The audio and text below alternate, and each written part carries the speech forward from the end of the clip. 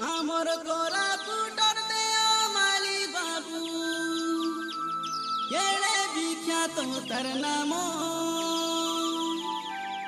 সেই দেওমালি ভারত ভিতরে ସବୁଠାରୁ ଉଚ୍ଚତମ କୋରାପୁଟ ମାଟି ସାବର ମାଟି ଲାଗୋ ତାକେ ନମସ୍କାର